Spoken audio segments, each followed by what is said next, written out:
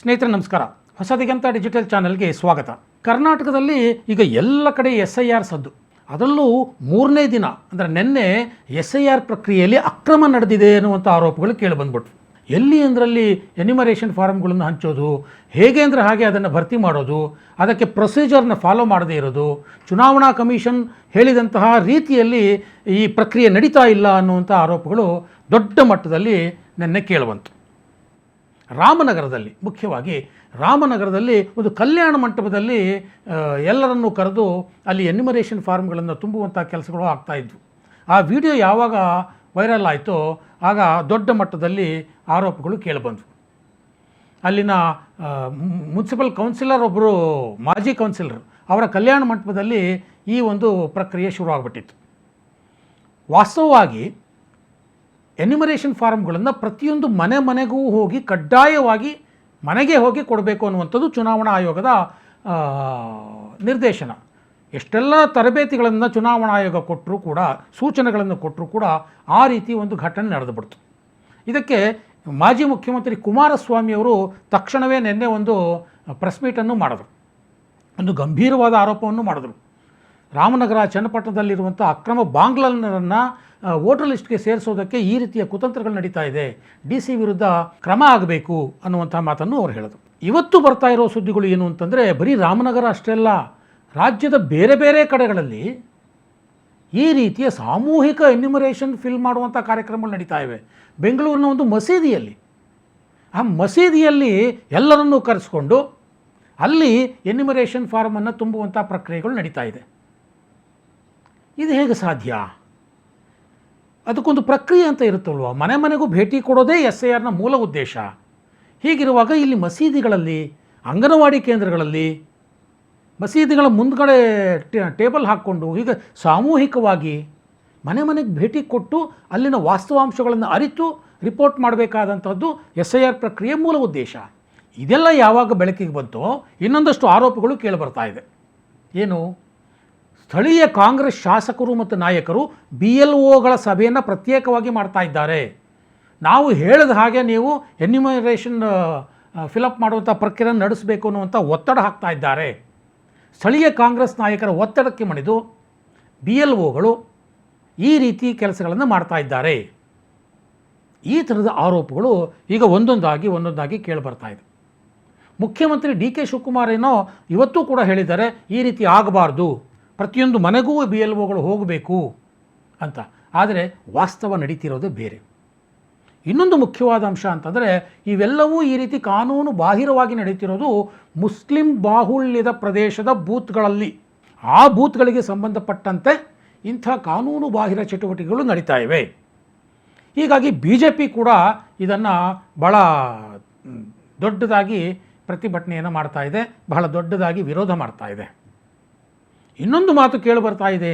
ಅದೇನು ಅಂತಂದರೆ, ಈ SIR ಪ್ರಕ್ರಿಯೆಯನ್ನು ಸುಪ್ರೀಂ ಕೋರ್ಟ್ ಕಣ್ಗಾವಲಿನಲ್ಲಿ ಯಾಕೆ ನಡೆಸಬಾರ್ದು? ಯಾಕೆ ಅಂತಂದರೆ, ಇಲ್ಲಿನ BLOಗಳ ಮೇಲೆ ನಂಬಿಕೆ ಹೋಗ್ಬಿಟ್ಟಿದೆ, ಸರ್ಕಾರದ ಅಧಿಕಾರಿಗಳ ಮೇಲೆ ನಂಬಿಕೆ ಹೋಗ್ಬಿಟ್ಟಿದೆ, ಜಿಲ್ಲಾಧಿಕಾರಿಗಳ ಮೇಲೆ ನಂಬಿಕೆ ಹೋಗ್ತಾ ಇದೆ. ಹಾಗಾಗಿ ಈ ರೀತಿ ಸುಪ್ರೀಂ ಕೋರ್ಟ್ ಮೇಲ್ವಿಚಾರಣೆಯಲ್ಲಿ SIR ಪ್ರಕ್ರಿಯೆ ಯಾಕೆ ನಡೀಬಾರ್ದು ಅನ್ನುವಂಥ ಚರ್ಚೆಗಳು ಈಗ ಶುರುವಾಗಿದೆ. ಸುಪ್ರೀಂ ಕೋರ್ಟ್ ಕಣ್ಗಾವಲಿನಲ್ಲಿ SIR ನಡೆದಿದ್ದು ಪಶ್ಚಿಮ ಬಂಗಾಳದಲ್ಲಿ. ಸ್ನೇಹಿತರೆ, ಪಶ್ಚಿಮ ಬಂಗಾಳದಲ್ಲಿ SIR ಪ್ರಕ್ರಿಯೆ ಹೇಗೆ ನಡೀತು?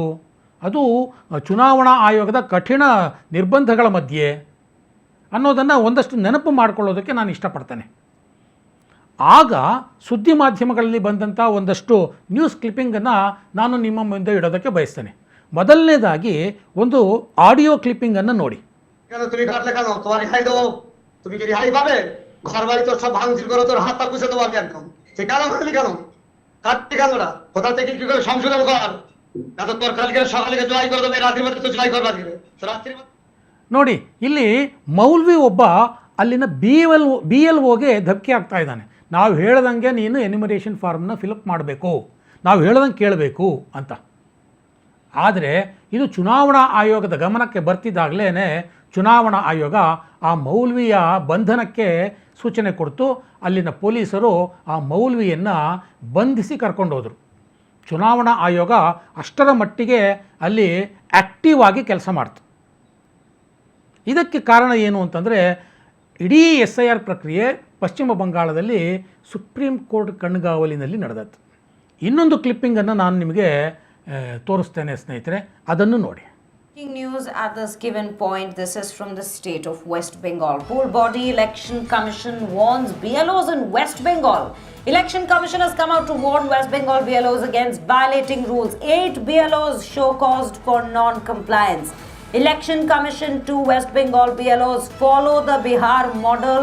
EC to West Bengal BLOs follow rules or face action. These are the quotes that's coming in. The Election Commission has warned the BLOs against violating the rules on the election form distribution. Show causes 8 for non-compliance. The poll body on Saturday show caused 8 booth level officers in West Bengal for allegedly distributing enumerating forms for the ongoing special intensive revision from tea stalls, local clubs and other places instead of visiting. ನೋಡಿ ಇಲ್ಲಿ ನೋಡಿ, ಈ news ಏನು ಹೇಳುತ್ತೆ ಅಂತಂದರೆ 8 BLOಗಳನ್ನು ಇವರು warn ಮಾಡಿದ್ದಾರೆ ಚುನಾವಣಾ ಆಯೋಗ. ಅಲ್ಲಿ ಅವತ್ತಿನ ನ್ಯೂಸ್ ಅವ್ರು ಏನು ಮಾಡ್ತಿದ್ರು ಅಂದರೆ, ಇದೇ ರೀತಿ ರಾಮನಗರದಲ್ಲಿ ಏನಾಯ್ತಲ್ಲ, ಕಲ್ಯಾಣ ಮಂಟಪಗಳಲ್ಲಿ, ಕಮ್ಯುನಿಟಿ ಹಾಲ್ಗಳಲ್ಲಿ ಹೋಗಿ ಸಾಮೂಹಿಕವಾಗಿ ಎನ್ಯುಮರೇಷನ್ ಫಾರ್ಮ್ಗಳನ್ನು ಫಿಲಪ್ ಮಾಡ್ತಾಯಿದ್ರು.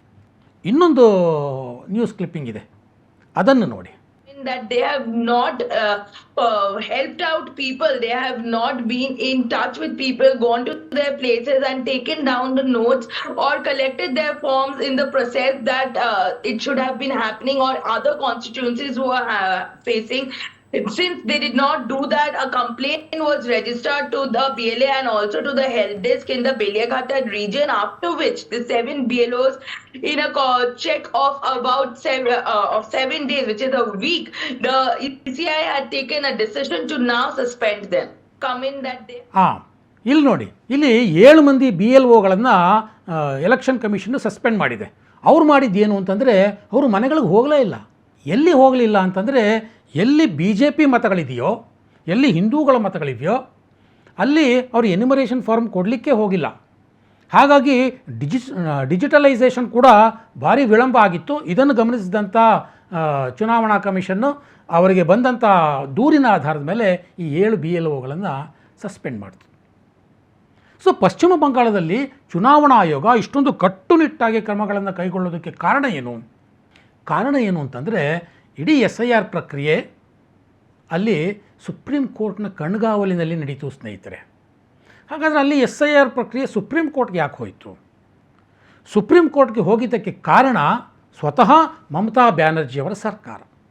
ಸೊ ಸುಪ್ರೀಂ ಕೋರ್ಟ್ನಲ್ಲಿ ಅವರು SIR ಬೇಡವೇ ಬೇಡ ಅಂತ ಕೋರ್ಟ್ ಹೋಗಿದ್ದಕ್ಕೆ ಉಳಿದ ಎಲ್ಲ ಅವಾಂತರಗಳು ಸಹ ಅಲ್ಲಿ ಕೋರ್ಟ್ನಲ್ಲಿ ವಿಚಾರಣೆಗೆ ಬರೋ ಹಾಗಾಯಿತು. ಅಲ್ಲಿನ ಲಾಜಿಕಲ್ ಡಿಸ್ಕ್ರಿಪೆನ್ಸಿ ವಿಚಾರದಲ್ಲಿ ಮಮತಾ ಸರ್ಕಾರ ಅಲ್ಲಿನ ಕೋರ್ಟ್ ಹೋಯಿತು. ಆಗ SIR ಪ್ರಕ್ರಿಯೆ ಮೇಲೆ ಅಲ್ಲಿನ TMC ಗೂಂಡಾಗಳು ನಡೆಸಿದ್ದಂತಹ ಪ್ರಹಾರ ಏನಿತ್ತು ಅದು ಕೋರ್ಟ್ನಲ್ಲೂ ಸಹ ವಿಚಾರಣೆಗೆ ಬಂದುಬಿಡ್ತು. BLOಗಳ ಮೇಲೆ ಒತ್ತಡ ಹಾಕೋದು, ನಾವು ಹೇಳಿದ ಹಾಗೆ ಫಿಲಪ್ ಮಾಡಬೇಕು ಅಂತ ಹೇಳೋದು, ಎನ್ಯುಮರೇಷನ್ ಫಾರ್ಮ್ಗಳನ್ನು ಹರಿದು ಎಸೆಯೋದು, ಈ ಥರದ ಅನೇಕ ಪ್ರಕ್ರಿಯೆಗಳು ಅಲ್ಲಿ ಆಗ ನ್ಯಾಯಾಲಯದ ಕಣ್ಣಿಗೆ ಬಿದ್ದುಬಿಡ್ತು. ಸ್ವತಃ ಮಮತಾ ಬ್ಯಾನರ್ಜಿಯವರ ಪರವಾದವರೇ ಅಲ್ಲಿಗೆ ಕೋರ್ಟ್ಗೆ ಹೋಗಿದ್ದರು SIR ಬೇಡ ಅಂತ. ಆಗ ಇವೆಲ್ಲ ಕೋರ್ಟಿನ ಒಂದು ಗಮನಕ್ಕೆ ಬಂತು.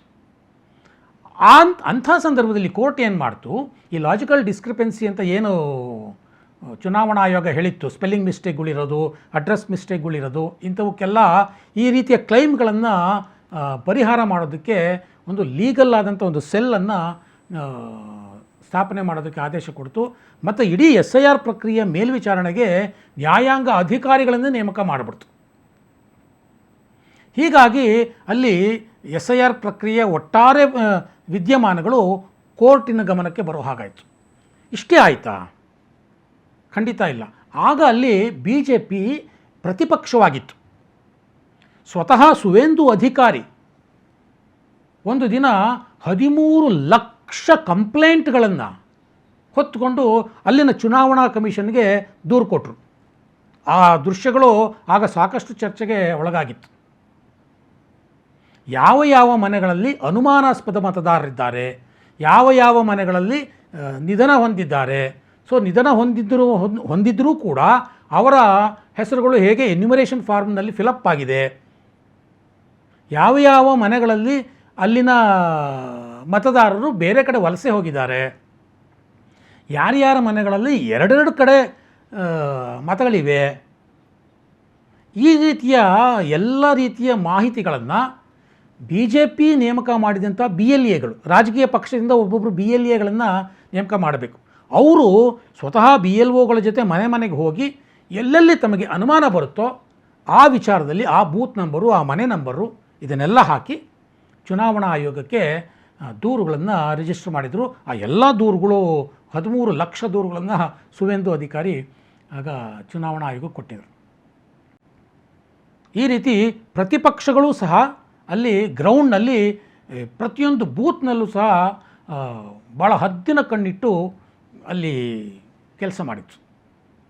ಸೊ ಇದರ ಎಲ್ಲ ಒಟ್ಟಾರೆ ಪರಿಣಾಮ ಏನಾಯಿತು ಅಂತಂದರೆ ಅಲ್ಲಿ SIR ಪ್ರಕ್ರಿಯೆ ಮುಂದಿನ ದಿನಗಳಲ್ಲಿ ಯಾವುದೇ ಅಡೆತಡೆ ಇಲ್ಲದೆ ಆಯಿತು. ನ್ಯಾಯಾಂಗದ ಮೂಗಿನಡಿಯೇ SIR ಪ್ರಕ್ರಿಯೆ ಮುಗೀತು. ಆ ಲಾಜಿಕಲ್ ಡಿಸ್ಕ್ರಿಪೆನ್ಸಿ ಅನ್ನೋದೊಂದು ಈಗಲೂ ಕೋರ್ಟ್ನಲ್ಲಿದೆ, ಅದು ಮುಂದಿನ ದಿನಗಳಲ್ಲಿ ಗೊತ್ತಾಗುತ್ತೆ. ಈಗ ಯಾಕೆ ನಾನು ಬಂಗಾಳದ ವಿಚಾರ ಪ್ರಸ್ತಾಪ ಮಾಡಿದೆ ಅಂತಂದರೆ ಕರ್ನಾಟಕದಲ್ಲೂ ಸಹ ಈಗ ಅನುಮಾನ ಸೃಷ್ಟಿಯಾಗ್ಬಿಟ್ಟಿದೆ SIR ಪ್ರಕ್ರಿಯೆ ಬಗ್ಗೆ. ಹಾಗಾಗಿ ಯಾರಾದರೂ ಕೋರ್ಟ್ಗೆ ಹೋದರೆ ಈಗಲೂ ಸಹ ಕರ್ನಾಟಕದಲ್ಲಿ SIR ಪ್ರಕ್ರಿಯೆಗೆ ಸುಪ್ರೀಂ ಕೋರ್ಟು ತನ್ನ ಮೇಲುಸ್ತುವಾರಿಯಲ್ಲಿ ನಡೀಲಿ ಎನ್ನುವಂಥ ಒಂದು ಆದೇಶ ಕೊಟ್ಟರೂ ಕೊಡ್ಬೋದು, ಗೊತ್ತಿಲ್ಲ. ಸುಪ್ರೀಂ ಕೋರ್ಟ್ ಹೋಗ್ತಾರೋ ಬಿಡ್ತಾರೋ ಅದು ಗೊತ್ತಿಲ್ಲ. ಆದರೆ SIR ಪ್ರಕ್ರಿಯೆ ಏನಿದೆ ಅದು ಪ್ರಾಮಾಣಿಕವಾಗಿ ಪಾರದರ್ಶಕವಾಗಿ ಆದರೆ ಮಾತ್ರ ಆಗ ಇಡೀ ಒಂದು ಚುನಾವಣಾ ವ್ಯವಸ್ಥೆಗೆ ಒಂದು ಮೌಲ್ಯ ಬರುತ್ತೆ. ಅದಕ್ಕೆ ಎಲ್ಲ ರಾಜಕೀಯ ಪಕ್ಷಗಳು ಕೈ ಜೋಡಿಸಬೇಕು ಅನ್ನೋದು ಇಡೀ ಕರ್ನಾಟಕದ ಮತದಾರರ ಆಶಯ.